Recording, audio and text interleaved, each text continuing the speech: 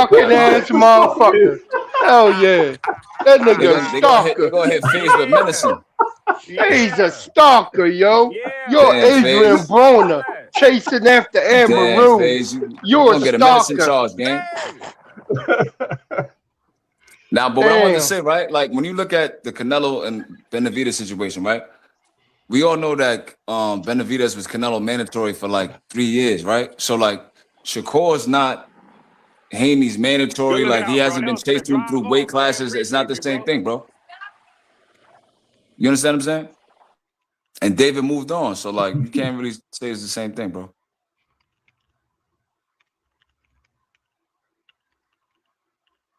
Where everybody went? Yeah, that's why I said that's definitely not the same thing, bro. Because I'm like, because the thing is, that man Devin, he can't. Yeah, y'all can go and pressure court. Well, at the same time, everybody want to see this action with Keyshawn now, and not even furthermore, it's people, bro. I'm seeing other Haney fans out there that's out there If saying, anything, man, Haney's putting a Canelo on if he ain't fight.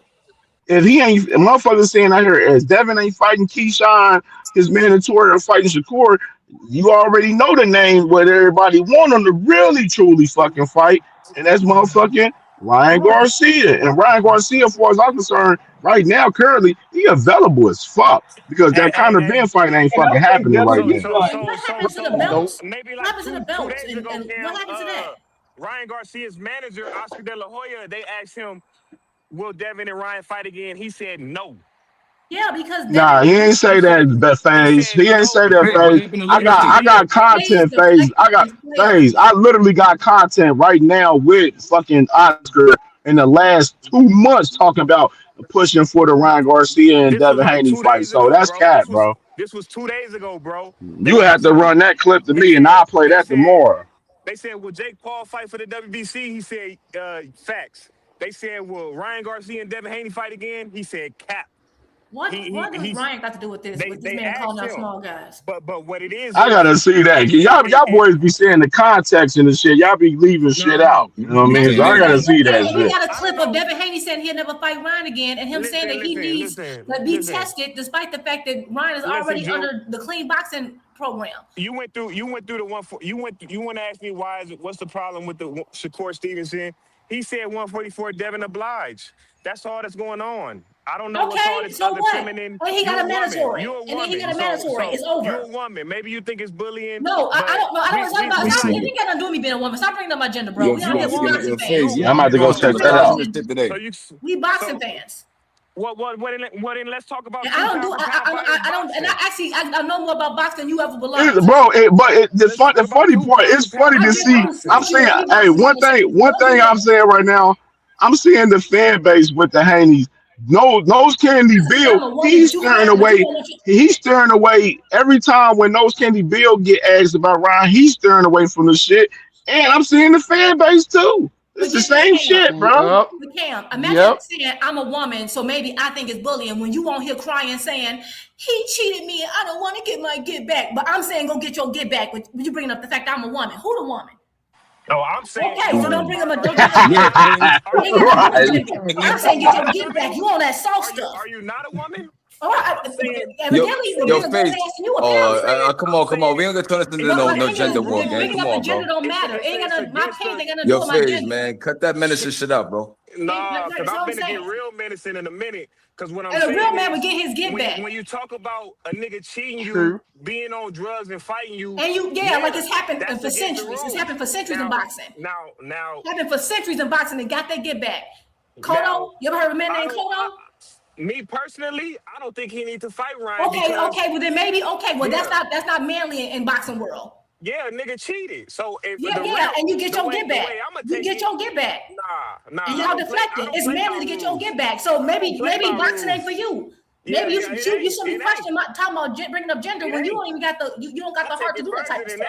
Hey, FaZe, real quick, bro, real quick. There's been way more egregious cheating, like loaded gloves and shit. Egregious. And guys go and get their get back. You crying over some nanograms is really some soft shit, gang. Okay. Hey, that's what you niggas. Hey, that's how I feel every time Frequent say that dumbass shit. I feel differently. Yeah, I'm a girl, but yeah. If I got cheated by I'm gonna get your get back. I ain't gonna get crying. I wouldn't be on the internet. I'd be on some other shit. You wouldn't do nothing. You'll see. We know you wouldn't. Hey, salute y'all though. Hey, but salute everybody. I'm about to tap out. I'm about to tap into my goddamn real quick. Salute Cam J for letting your boy up. and it's real. Hey Cam, y'all finna start seeing me in the Beast Coast because it do be a lot of talking on the internet and shit, and we got to start holding people accountable to the shit that they say on the internet. So that's gonna be my content, holding niggas accountable on the internet, bro. I will be on the Beast Coast, coming up because a lot of niggas do get crazy with their mouth on the internet. So that's something I plan on. I got a lot of Your face, man. I don't think you should say that on the internet, gang.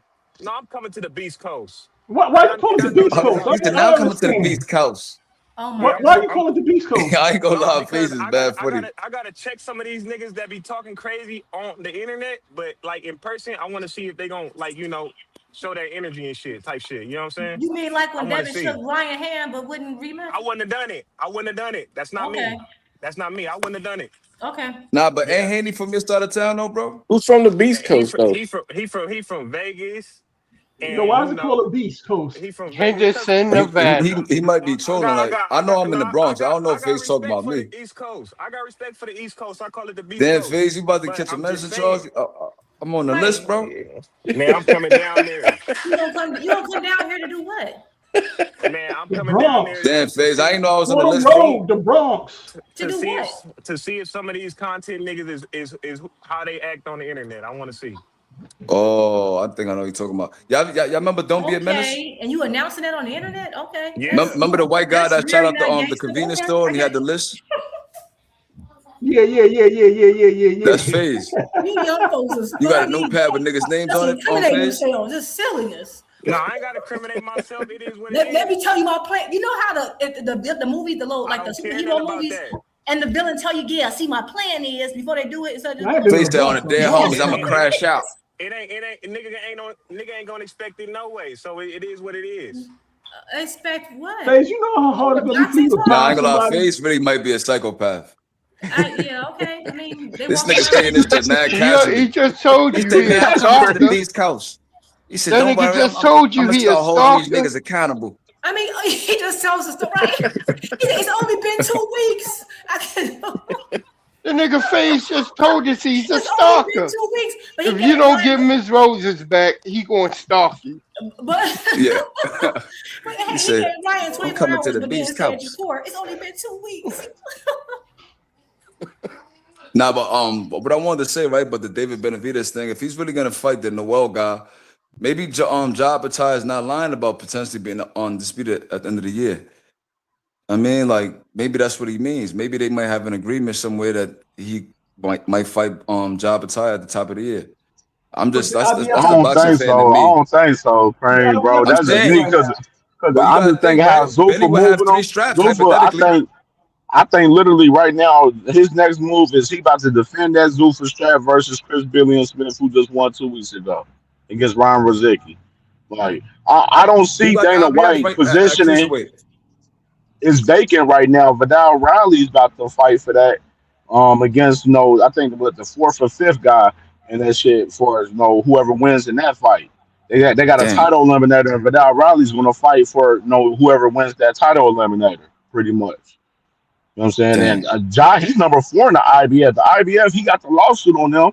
The IBF ain't considering shit with Jai Opatai as far as him getting the IBF strap back. I mean, like I said, I told people the other day, how would it look on the IBF to give Jai the strap back after everything that happened? They just stripped the title from him and then gave him his sanction fee bread back and all of that. Like, how would it look? It'll look stupid on their behalf. Like, when you ever heard about the sanctioned bodies giving some money back too? That's that's a wrap. Shit over, man. Facts, bro. Facts, bro. That's why I said it don't make no. Like you got dummies out here really believing like, oh, John's going to get the IBS strap back. Like, bro, y'all dick eating out here believing that, bro. Like, come on, he's not getting that shit back, bro. That shit dead. Like, unless he gets out of that Zuffa shit, that's his way. But he got to get out of that Zuffa shit somehow, bro. Like, long as he part of that Zuffa shit, I don't see him getting undisputed at all. And then the motherfucker gonna be on the shelf. I don't understand for 5 years. My thing is, why not? I don't understand what was the point of wanting Zuffa and then wanting everyone that's not on Zuffa? Like, that just don't make sense to me. Why didn't you make sure they had opponents over there for you to fight? Like, I mean, they do, but none of them have belts. Good, they got the Zuffa belt. He got the Zuffa belt, so now he was just defending the Zuffa belt, right? Well, I don't really. I forgot. I forgot all about the Zuffa belt, to tell you the truth. He been stripped twice by the That's same why he damn. got stripped. Is because they tried to. The reason why he got stripped, it wasn't just because he went to Zuffa. Is because he tried to put them together and try to use the IBF to legitimize the Zuffa belt. Yep. That's why he got stripped. Yeah, they got the whole IBF WBO convention coming up December 9th through the 13th and everything. Like, you know what I mean? Like, the sanctioned bodies ain't playing with Lufa. Like I told y'all, it ain't a guarantee them boys, Devin and Shakur, they go to Zuffa, they gonna have them titles over there. That's why I said that Devin and Shakur fight is contingent, then they're on Devin and them going to Zuffa and getting that deal with Zuffa. And that's why they pressing that shit more so, in my opinion. You know what I mean? And Dank, my brother Dank, he believed the same thing, and I'm pretty sure a lot of people that is reading the room the same motherfucking way right now. And like my dog Aircraft say, the sanctioned bodies, IBF, they sending a message to John, like WBC, IBF, all of them. They're like, yo, your ass over there, you shouldn't have took your bitch ass over there. You want to come over here and fight for Undisputed? Leave where the fuck your ass at and bring your ass over here and come where the traditional boxing is at. Like, how you gonna want to say? How you say you fuck with traditional boxing and you want to fuck with traditional boxing, but you go to a place where people don't even value traditional boxing? Yo, so Turkey don't fuck with none of the promoters no more? Like, it's the promoters against Turkey? No, he's still fucking with, like, man, Turkey's still playing fiddle with all of those promoters for real. He playing fiddle with Dana White, all of them. Like, no, he's playing fiddle with all of them. What about Frank Warren? Frank Warren too. I'm still wondering what Frank Warren got to say about Tyson Fury. Like, what's his word about Tyson Fury? As far as Tyson Fury saying that Turkey is his promoter and all of this shit, and him come to the U.S. Frank Warren been quiet as fuck these last 2-3 days. I don't know if y'all noticed, I but know he got that lawsuit against him. I thought Frank Warren was suing him. He is. Yes, He's suing Sella, which is who backs Turkey, for $1 billion. Give me my money. So Yo, Frank loves suing. Hey man, That nigga got mad lawsuits, bro. He got mad lawsuits in boxing. That's crazy. But it's now, but it's like 3 companies suing. I'm sorry, they're suing Zuffa, Sella. It's not just Frank. It's also, what's that other company? They got a couple people suing them right now. They got a Boxer, Golden Boy. The Zone got a cease and desist on them right now for the Ryan and Conor fight. That's why I said I don't see the Ryan and Conor fight happening because of the Zone got a cease and desist on them right now for that Them fight. niggas holding hands for no reason. The wedding is over. Real The shit. is over. Nah, real shit. Niggas holding hands like for no reason. That shit is crazy. Yeah, the honeymoon's over because what y'all gonna happen? He gonna try to because he's been trying to go behind their back, sign fighters, do all this other mess. Yeah. And now they suing him, and I'm like, of course he's gonna do that. That's crazy. Yeah. That's why I said Dana White. My thing is, I'm hearing people saying like, "Oh, Dana White said he'd let his fighters fight for the belts." No, he said he'd let them fight for the ring. My thing is he willing to work with the sanctioning bodies, and is he willing to work with the other promotional companies? And we're not seeing that from Dana White currently. That's just the fact of the matter. I mean, he's gonna have to bend sooner or later because you can't, like, if Ja presses it, he's gonna have to let Ja have his way if he's really trying to press to get that undisputed. Hey, P Hunter, I like that you said that. Even with the Conor Ben shit, he got to deliver that fight with Ryan Garcia to Conor Ben because, like I said, I believe that fight is contracted for him. For Conor Ben, that Zuffa is going to allow him and get him that Ryan Garcia fight. But if they don't situate that shit where Dana White doesn't work with the Zone, like I said, Ryan Garcia is exclusive to the Zone and Golden Boy for 2 more fights. That's being reported from Sean Sattel and other people. That man, Dana White, is going to have to work with the Zone and Golden Boy to make that Ryan Garcia fight. And I said, I'm interested to see if he going to do so. Can I put my 10 for? He got to deliver for Conor. Yeah, go ahead, bro. Conor Ben, right? What do y'all think about, like, like Turkey and Dana's like push for him to be like this ticket seller and this big superstar in boxing. Like, what do y'all I think think about they that? using him. I think Yeah, they they have using him to. to get his Yeah. ass whooped for real. Preem. I think they using dude for real. Because just I got yo, just I think got an this. interesting theory, right? Suppose Devin or Dev or Shakur don't work out. Conor Ben's the next up. Probably, but I got an interesting theory, right? So if you look at Conor Ben, right, his trainer Tony Sims, in 2002, I believe he got indicted for money laundering. It's called Operation Tiberius. I can look it up. So they were saying in the files that basically like they had connections to Saudi and other Middle Eastern backers at that time.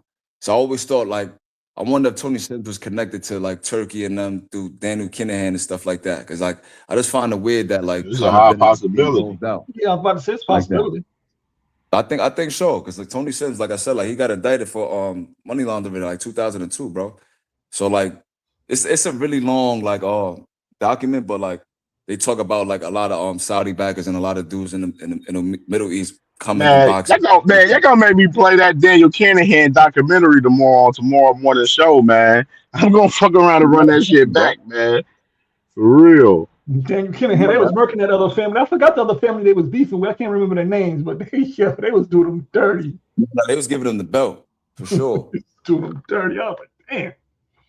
Yeah, I ain't gonna lie, he got caught. I don't know how he got caught though. It was a matter of Like, time. You can't run forever. did he voluntarily turn himself in, or like they caught him? Because they caught him in Dubai, I think. But I don't think we have an extradition treaty with Dubai. So like, how did they get him? Man, we didn't got presidents out their countries. You don't think we can put some pressure on somebody to get them up out of Dubai? That's what he said he was at. So like, I know that we don't have extradition treaty with them. So like, I'm curious to know how they got him. But I don't he know if may y'all be, familiar with the guy Ryan Wedding, but but he may, Ryan Wedding, but he may be under the international law, so anybody can probably get him. yeah, that makes sense. How they got him, Cash? Stool pigeons. Oh well, yeah, That's a fact. that's a lot of because they were offering a lot of money for Frank this. Warren probably dropped that dime if you think about it. Frank Warren probably dropped that dime on that nigga. Now, Supreme, So, yeah. y'all, UFC, they been fixing fights, y'all. Some of these fights I've been watching, I ain't buying it. So if you do pay a nigga like Shakur or Devin 100 million, 70 million, whatever, what's a good way to get your money back? Because you're not getting it back in buys. Set one of them niggas up to lose and get your money back on them betting sites that Trump and them niggas own, man. Watch, these niggas they gonna take an unwanted L, man. It's coming. Hey, yo, Sid, Cash. He's going to the Irish people. So he has to go back to Ireland for that Trump. Daniel Kinahan got snatched up by the Irish. You sure? I thought America snatched him up. Nah, I was just reading it. They said he's under arrest of Irish. He's in the Irish High Court for the warrant. The Irish gave out the warrant. Now Ireland could probably ship him to the U.S. because they got extradition with the U.S. So maybe that's how they did it. Yeah, so Frank Warren definitely dropped it down there.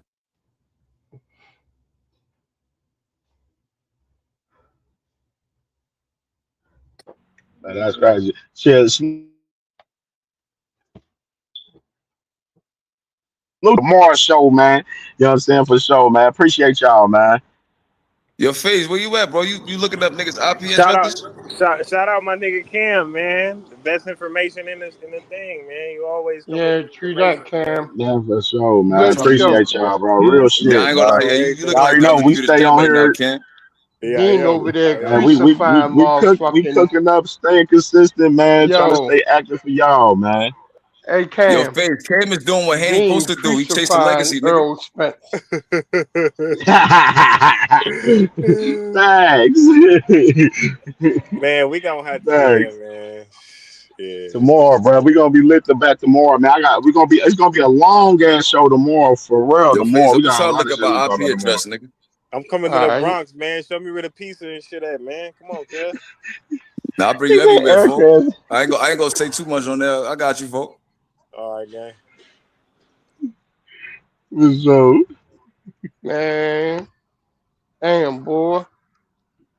yeah, that was Damn, man. crazy. Dean over there wilding out. He Yeah, I'm wilding about to go out. ahead. I'm about to go over there and tap into him, man, for sure. Salute to y'all. Y'all already know that, y'all. You Hear already that? know. All right, brother. Facts, facts, facts. All You right, already know. Depo. It's supposed to be DEPO. Depo. It's Supreme. All You ready? Look. right. All right, I man. bet. Peace. One.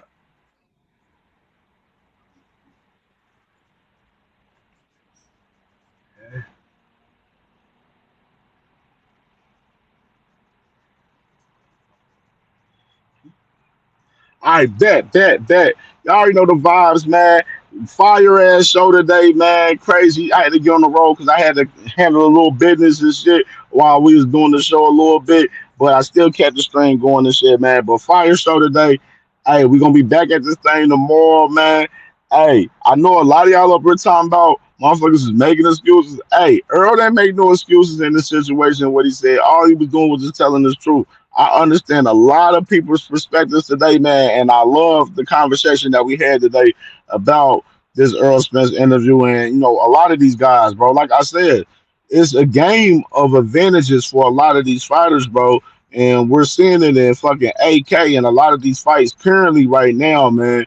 And you're gonna continue to see it on. You just gotta read the room and see the shit for what it is, bro. A lot of y'all guys' favorite fighters is trying to get big advantages in the fights that they're trying to have with certain guys, bro. And that's just the fucking facts of the matter, bro. You know what I'm saying? People can cry wolf about it for all I care, but y'all know me, I don't give a fuck about it. But salute to y'all, man. We'll be back at this thing tomorrow, man. 10 a.m., man. Tomorrow early. I'll be on time, mate. I promise you. I will be on time tomorrow. I promise. I will be on time. So we'll be back at this thing, man. 10 in the morning tomorrow, man. And we got some shit that we gonna cover, react to tomorrow. Big show tomorrow, a lengthy show tomorrow. So definitely tap in with the channel. If you're new to the channel, subscribe to the channel, man. We're on the road to 1,000 subs, man. So, and if you definitely watch this on a playback, make sure y'all hit that damn like button, man, for sure, man. CamJNetwork, another fire ass movie again today, man. Appreciate y'all. Love y'all. See y'all tomorrow.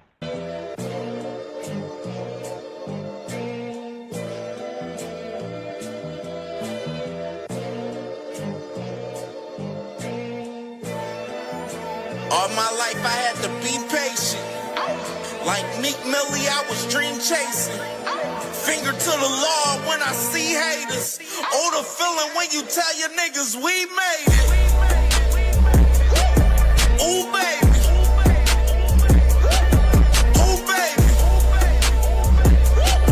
Ooh, baby. Ooh, baby. It's showtime like Kareem Lakers. I make a masterpiece, scene basic. No Meek Millie, but I'm dream chasing. Took the shortcut like Anita Baker. I want the bright lights that you see in Vegas. I need a big house with like 3 basements. Drop an M on the whip, think I'm speed racing. Don't know if it's the Transformer or the Green Ranger. My nigga Mac got the beat banging. Young nigga selling crack as a teenager. Had fiends playing baseball out here free basing. Had me showing off the rings like a Freemason. My mama gone, but I keep pacing. Trying to keep it all together like I need braces. Family calling when they need favors. When I was broke, they was acting like complete strangers. All my life I had to be patient. Like Meek Millie, I was dream chasing.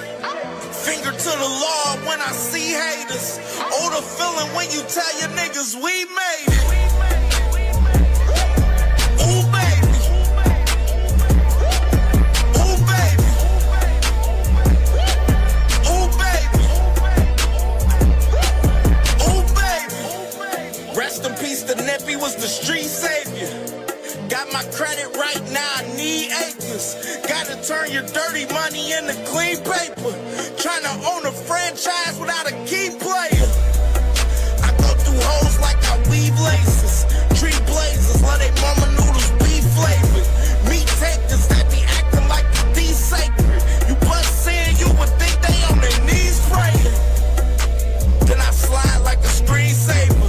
When I'm done, make some scrambled eggs, cheese bacon. Then